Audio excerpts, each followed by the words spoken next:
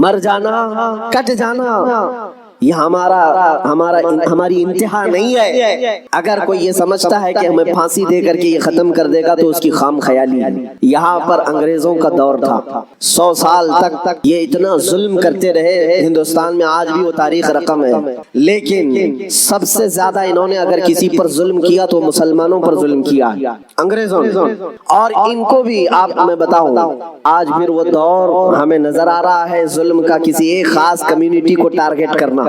انگریز ڈرتے تھے کس سے جانتے ہیں؟ جن لوگوں سے وہ ڈرتے تھے وہ کالا پانی کی سزا دیتے تھے۔ انڈمان نکوبار، جزیرہ انڈمان کو بھیجتے تھے، لیکن جزیرہ انڈمان نکوبار میں جو جیل ہے جہاں بھیجتے تھے وہاں سب سے زیادہ اگر کسی کو انہوں نے بھیجا ہے تو وہ علماء اہل سنت کو بھیجا ہے۔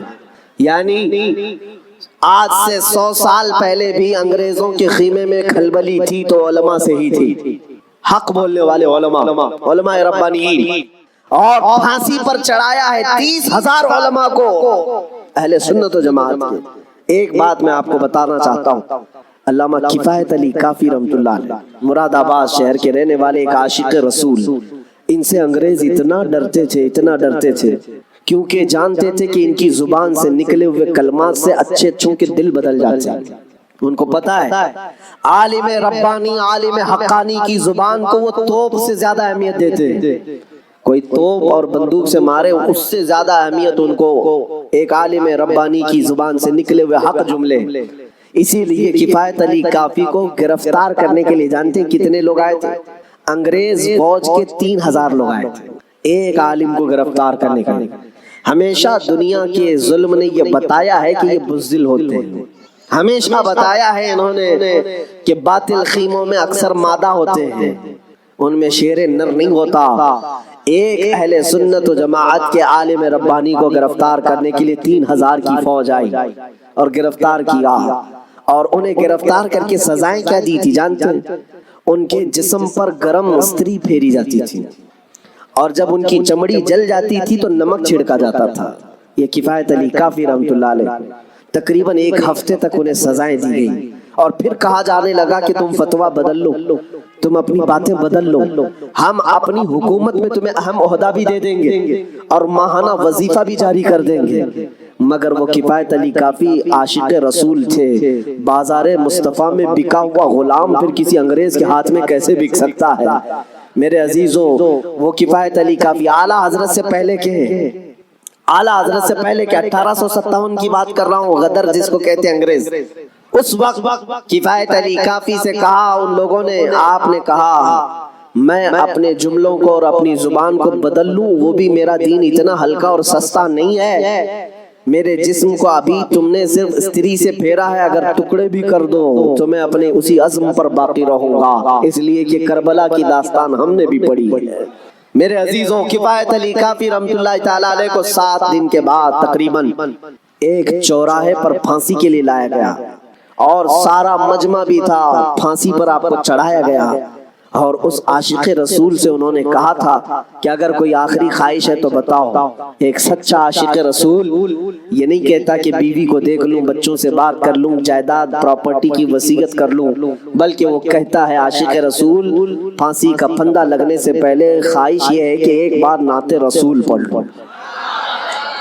اور پھر کہا گنگناتے ہوئے، کوئی گل باقی رہے گا نہ چمن رہ جائے گا، پر رسول اللہ کا دین حسن رہ جائے گا۔ اطلس و کم خواب کی پوشاک پہ نازاں نہ ہو، اس تنے بے جان پر صرف خاکی کفن رہ جائے گا۔ سب فنا ہو جائیں گے کافی وہ، لیکن حشر تک نام حضرت کا زبانوں پر چلن رہ جائے گا، سخن رہ جائے گا۔ میرے عزیزوں، یہ نعت پاک پڑھ کر کے آپ اللہ عز و جل کی بارگاہ میں اپنی قربانی کے لیے تیار ہوئے۔ انہوں نے پھانسی لگا بھی تھی، آپ شہید ہوئے۔ کفایت علی کافی رحمۃ اللہ تعالیٰ علیہ کو ابھی انڈیپینڈنس ڈے آنے والا ہے، آزادی کا دن منایا جائے گا، لیکن مسلمانوں کو یہ چاہیے کہ اپنے علماء کی قربانیوں کو تازہ کریں، اپنے بچوں کو بتائیں کہ اس ملک پر اور اس سرزمین پر ہمارا بھی خون ہے۔ ایک نہیں 30,000 علماء ایسے ہیں جن کو دلی سے لے کر کشمیر تک ہر درخت پر پھانسی دی گئی تھی، ہاں ہمارے علماء کی بڑی قربانیاں ہیں، صرف دو چار لوگوں کی فوٹو لے کر کے تم نہ مت گھومو۔ ہاں اب سنو، کفایت علی کافی کیا یہ واقعہ کیوں بیان کر رہا ہوں؟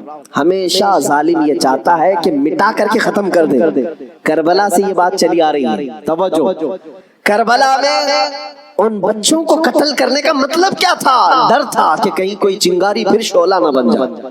ہمیشہ ظالم کو خوف لگا رہتا ہے کوئی چنگاری شعلہ نہ بن جائے۔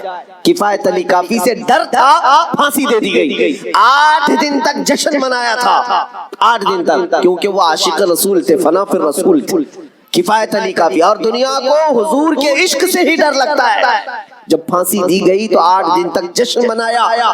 کیا مولوی چلا گیا، مولانا چلا گیا، جو ناموس رسالت اور محبت رسول، عزت رسول پر لوگوں کو جمع کرتا تھا، چلا گیا، ختم ہو گیا۔ ان کی یہ خوشی زیادہ دن لمبی نہیں چلی، ان کی یہ خوشی زیادہ دن لمبی نہیں چلی، اس لیے کہ قدرت کا قانون کچھ اور ہے۔ تم اس طرف کفایت علی کافی کو مراد آباد میں پھانسی دے رہے تھے، اس طرف مولا بریلی میں احمد رضا کو پیدا کر رہا۔ انگریزوں کی خوشی زیادہ دن نہ چل سکی، ایک کفایت علی کو تم نے عشق رسول کی بنیاد پر پھانسی دے دی، اور مولا نے پڑوس شہر میں بریلی میں ایک ایسا عاشق رسول پیدا کیا جس نے اپنے قلم سے 1 2 نہیں کروڑوں کے دلوں میں عشق رسول بٹھا دیا۔ پھر ہر جگہ سے آواز آنے لگی، ڈال دی قلب میں عظمت مصطفیٰ سیدی اعلیٰ حضرت پہ۔ ہندوستان ایک بہت بڑی قربانیوں کے بعد ہمیں ملا ہوا ہے، تقریباً 90 سال یہاں پر مصیبتیں اٹھائی ہیں، جس میں تقریباً 30,000 علماء کرام شہید ہوئے تھے۔ 1947 تک 30,000 علماء کرام، بلکہ تاریخ میں یہ بھی ہے دلی سے لے کر کشمیر تک تقریباً راستے کے ہر جھاڑ پر، ہر درخت پر ایک عالم کی لاش لٹکائی جاتی تھی۔ جو آزادی کا نعرہ لگائے اسے قتل کر دیا جاتا تھا، انڈمان نکوبار جیل بھیج دیا جاتا تھا۔ کئی علماء، کئی لوگ پوری زندگی وہاں پر کالا پانی کی سزا کاٹ کر ختم بھی ہو گئے۔ میرے عزیزوں، ان لوگوں کی قربانی ضائع نہ جائے۔ آج ہمیں یہ آزاد ہندوستان ملا ہے تو اس کی قدر کریں۔ میرے عزیزوں، اس آزادی کو برقرار رکھنا ہر ہندوستانی کا حق ہے۔ دوبارہ ہندوستان کسی کی غلامی میں نہ جائے، اس کا عہد ہم ہر سال کرتے ہیں۔ ہم یہ چاہتے ہیں کہ ایک 200 سالہ غلامی کی زندگی انگریزوں کی جینے کے بعد ہندوستان پر دوبارہ کبھی ایسی نوبت نہ آئے کہ پھر ہمارے درمیان کچھ لوگ حکومت کریں اور کچھ لوگ غلامی کریں۔ نہیں، ہم کبھی یہ نہیں چاہتے۔ ہندوستان آزاد ملک ہے، اسی لیے جمہوریت کو یہاں پر سب سے بڑا ایک مرتبہ دیا گیا جس کو ڈیموکریسی کہتے ہیں۔ ڈیموکریسی ہے کیا؟ یہ لوگوں سے لوگوں کے لیے، by the people for the people, لوگوں سے لوگوں کے لیے۔ تو جب تک یہ رہے گا انشاءاللہ ہندوستان میں امن و امان برقرار رہے گا۔ ہم آج یوم جمہوریہ سے، آج کے دن اپنی قوم سے مخاطب ہو کر بلکہ پورے ہندوستانیوں کو میں یہ میسج دینا چاہوں گا، آزادی مل تو گئی تھی ہمیں 1947 میں، لیکن آج اس آزادی کا سارا لہلاتا ہوا چمن پھر سے بگاڑنے کی کچھ لوگ ناپاک کوششیں کر رہے ہیں۔ ہم اس کے خلاف ہیں۔ ہندوستان کو کبھی بھی آتنکواد ہونے ہم نہیں دیں گے، منوواد ہونے ہم نہیں دیں گے۔ کسی خاص ایک ذات، ایک برادری کی بڑھوتری کے لیے ہندوستان نہیں بنا ہے۔ ہندوستان میں ہر ایک کا برابر کا حق ہے۔ یہاں ہندو بھی ہیں، سکھ بھی ہیں، عیسائی بھی ہیں، اور مسلمان بھی بڑی تعداد میں ہیں۔ ہم بار بار اس چیز کا عہد کرتے ہیں۔ یہاں 1000 سال پرانی مندریں بھی ہیں، کئی 100 سال پہلے کی یہاں چرچ بھی ہیں، اور یہاں پر گرودوارے بھی ہیں۔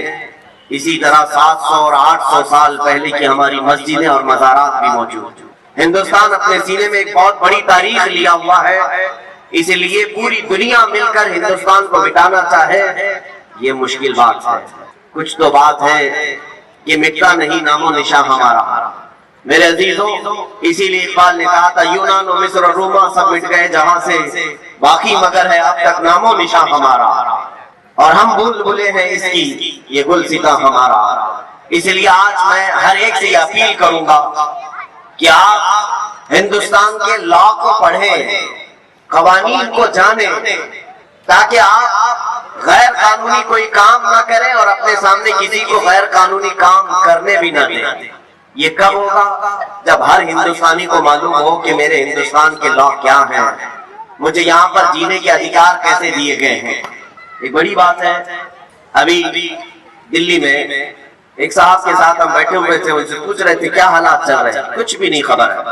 وہ راجستھان کے رہنے والے، کسی بات کی خبر نہیں دلی میں کیا چل رہا ہے کیا نہیں ہے، نہ کسی پروٹیسٹ کی خبر ہے، نہ وہاں کے الیکشن کی خبر ہے، کچھ بھی خبر نہیں۔ ٹھیک ہے، کوئی بات نہیں۔ ہم نے یہ بھی پوچھا کہ آپ ہندوستان میں رہ رہے ہو کہ نہیں رہ رہے ہو؟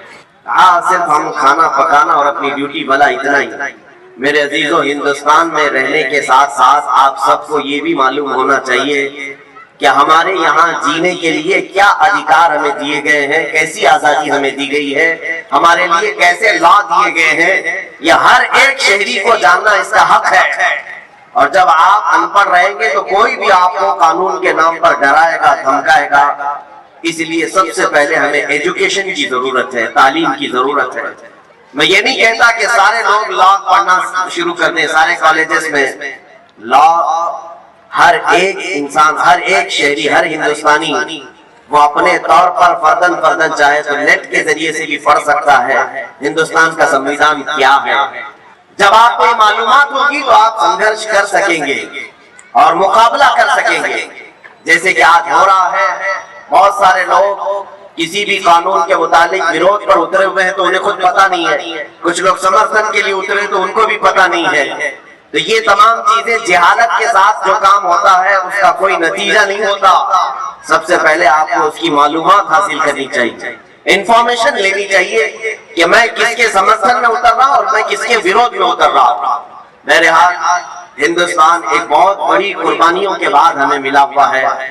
تقریباً 90 سال یہاں پر مصیبتیں اٹھائی ہیں، جس میں تقریباً 30,000 علماء کرام شہید ہوئے تھے۔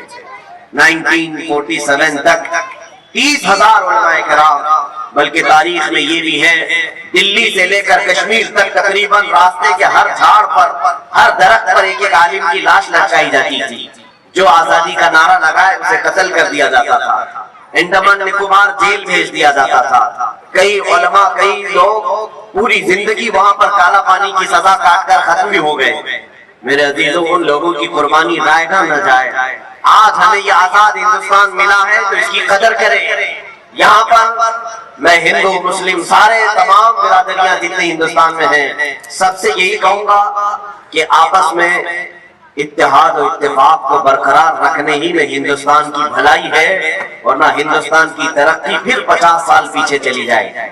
اگر ہم آپس کے فسادات رائٹس کرتے ہیں، آپ کو معلوم نہیں ہے کسی بھی شہر میں اگر فساد ہوتا ہے، رائٹس ہوتے ہیں، وہاں جو تباہی ہوتی ہے اس شہر کو دوبارہ سٹینڈ ہونے کے لیے پھر سے 10-15 سال لگ جاتے ہیں۔ جتنے گھر ٹوٹے، جتنی بربادیاں ہوئی، دوبارہ صحیح ہونے کے لیے اسے 10-15 سال لگ جاتے ہیں۔ اسی طرح ہندوستان میں اگر یہ مذہبی طور پر فسادات ہوئے تو اس کا نقصان پورا ملک کو ہوگا، ملک پھر 50 سال پیچھے چلا جائے گا اور پھر اس کو ترقی کرتے کرتے ایک زمانہ چلا جائے گا۔ اس لیے جو ہندو ہیں وہ بھی سمجھ لیں، جو سکھ ہیں اور عیسائی ہیں جو بھی ہندوستان میں جی رہے ہیں وہ سب سمجھ لیں کہ ہندوستان گنگا جمنی تہذیب کا ایک ملک ہے۔ یہاں عافیت اور بھلائی اسی بات میں ہے کہ نہ تم انہیں چھیڑو نہ ہم تمہیں چھیڑیں، یا کسی بھی طرح کے یہ بھید بھاؤ کے معاملات نہ ہو۔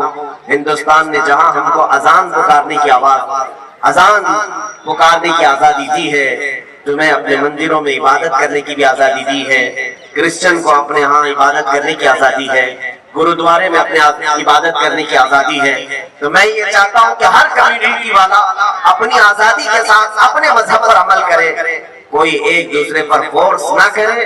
انشاءاللہ العزیز یہ اتحاد ہندوستان کو ایک دن دیکھنا پوری دنیا کا سپر پاور بنا کر کے رکھے گا۔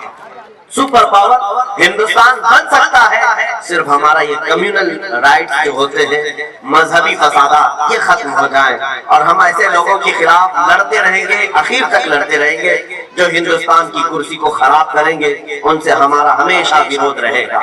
میرے عزیزوں، پہلی مرتبہ آج یہاں پر ہم سب جمع ہیں، میں زیادہ دیر آپ کا یہاں پر نہیں لوں گا۔ آپ کو دو چیزیں میں کہتا ہوں. دیکھیں ایک آزادی ہے اور ایک پابندی ہے. آزادی ہے اور پابندی. 1947 میں آزادی ملی ہے سب کو پتا ہے, سارے لوگ جانتے ہیں. لیکن ساتھ ہی میں 1950 کو یہی ہماری ڈیموکریسی جب ترتیب پا گئی, جمہوریت, اور اس کے لا بنائے گئے تو قانون بنا کر ہمیں دیا گیا, تو قانون پر عمل کرنے کی پابندی لگائی گئی. تو آپ کے دماغ میں ایک سوال آتا ہوگا, 1947 میں آزاد کر دیا اور پھر 1950 میں 1950 میں پھر قانون میں پابند کر دیا, پھر یہ کیسی آزادی؟ میں یہاں بتانا چاہوں گا کہ آزادی کا مطلب کیا ہے وہ بھی سمجھ لیں آپ. آزادی کا مطلب یہ ہے کہ انسانی اقدار کے ساتھ, انسانی اصول کے ساتھ جینا اور دوسرے کی آزادی کو خراب نہ کرنا, یہ صحیح معنوں میں آزادی ہے. آزادی کا مطلب یہ بھی نہیں ہے کہ کوئی ننگا پھرتا رہے اور دوسرے کو تکلیف دے. وہ آزادی تو جنگلوں کی آزادی ہے, جانوروں کی آزادی ہے.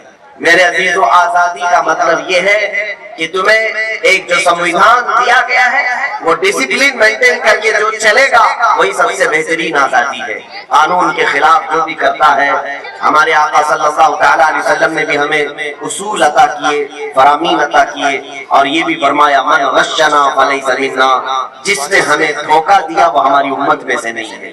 اس لیے دھوکہ دینا, رشوت دینا, یہ تمام چیزیں جو قانون کے ساتھ آج ہو رہی ہیں, ان سب سے آج ہمیں مکتی چاہیے, آزادی چاہیے. ہم یہ سوچتے ہیں کہ 500,000 دے کر کے قانون توڑ دیں گے, ایسا کبھی نہیں کرنا چاہیے.